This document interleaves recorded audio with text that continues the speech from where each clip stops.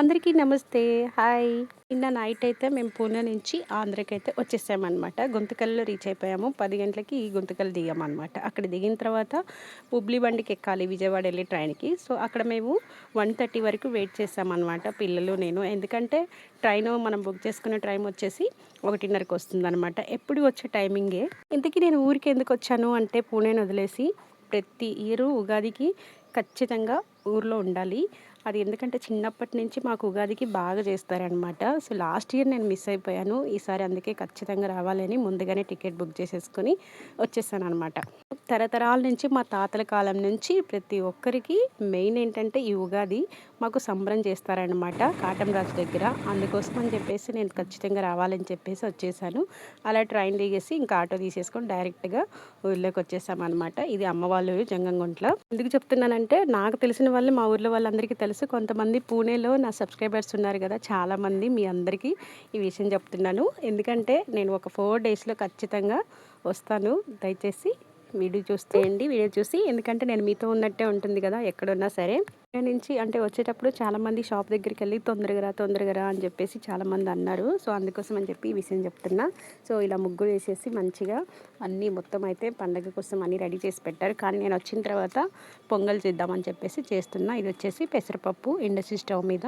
ఎందుకంటే ఇంక అన్ని వంటలు పండగ రోజు అంటే మనకి అన్ని వంటలు ఉంటాయి కదా, పులిహోర, ఇంకా దాని తర్వాత పొంగల్ చేస్తాము. ఈ పొంగళ్ళు అంటే మనకి 3 రోజులు కానీ లేకపోతే 4-5 రోజుల నుంచి మీదు పడతారు. అంటే పెద్దల కాలంలో పాలు, మనకి ఇంట్లో పాలు ఉంటాయి కదా, అవి వచ్చేసి ఎవరికి పోయకుండా 5 రోజులు మీదు పట్టి దాంట్లో వచ్చిన వెన్న తీసేసి ఆ వెన్నని కరిగిచ్చేసి దేవుడి దగ్గర ప్రసాదం వేస్తారన్నమాట మనకి.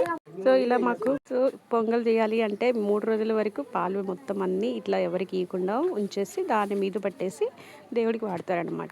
తాగకూడదు. మామూలుగా అయితే ఓన్లీ ప్రసాదంలోకి పొంగల్లోకి కావాలని చెప్పేసి 2 లీటర్ల పాలు మొత్తం అన్నీ వచ్చేసి పొంగల్లోకి వేస్తున్నాను అనమాట. ఈసారి నేను పొంగల్ చేస్తున్నాను. లీటర్ల పాలు వేసేసి కట్టెల పొయ్యి మీద పొంగల్ చేస్తే ఎంత టేస్టీగా ఉంటుందో కదా. అసలు మామూలుగా అయితే మేము అందరం, మా సిస్టర్స్ అందరం వచ్చినప్పుడు ఇలా కట్టెల పొయ్యి మీద మా అమ్మ చేస్తుంది. కానీ ఈరోజు పొంగల్ నేను చేయాలని చెప్పేసి నాతో చేపించింది మా అమ్మ.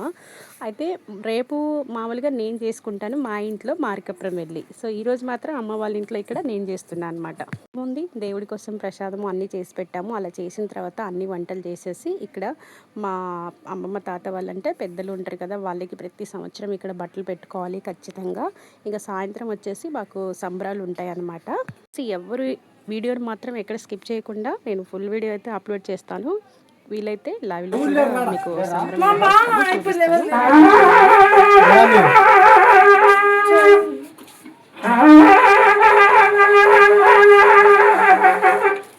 క్రిష్ ఆజా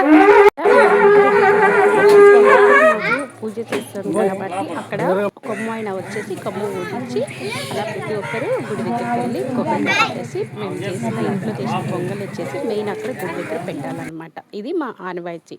దాని తర్వాత పోలేరమ్మ దగ్గరికి వెళ్ళేసి అక్కడ కూడా ప్రసాదం పెట్టి కొబ్బరికాయ కొట్టేసి ఇంటికి వచ్చేస్తామన్నమాట. ఇది మాకు ఉగాది రోజు చేసే ఫస్ట్ మెయిన్ అన్నమాట. ఇలా పోలేరమ్మ దగ్గరికి వచ్చి దాని తర్వాత మనకి పోలేరమ్మకి చీరలు కట్టే వాళ్ళు కడతారు. అంటే ఎవరికి నచ్చినట్టు వాళ్ళు అలా చీర పెట్టేసి మళ్ళీ 5 నిమిషాలు ఉంచేసి ఇంట్లో అక్కడ బొల్లావు అంటారు అనమాట మాకి.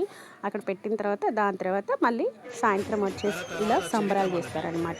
ఇదో ఇక్కడ చూపిస్తున్నారు కదా, ఇది లాస్ట్ ఇయర్ వీడియో. నేను రాలేదని చెప్పేసి మా చెల్లెలు నా కోసం తీసి వీడియో సెండ్ చేసింది. దాన్ని వీళ్ళు మొత్తం అంతా వైరల్ చేశారు. ఆ వీడియో వచ్చేసి మా చెల్లి నా కోసం పంపించింది అనమాట. దాన్ని నేను ఇప్పుడు అప్లోడ్ చేస్తాను. ఫుల్ వీడియో ఇలాంటివి నేను మళ్ళీ వీడియో అప్లోడ్ చేస్తాను, తప్పకుండా చూడండి. ఇది చాలా బాగుంటుంది అనమాట. తిరణాలు అనేది చాలా అంటే చాలా బాగుంటుంది. వీడియో నచ్చితే లైక్ చేసి సబ్స్క్రైబ్ చేసి థ్యాంక్ యూ ఫర్ వాచింగ్.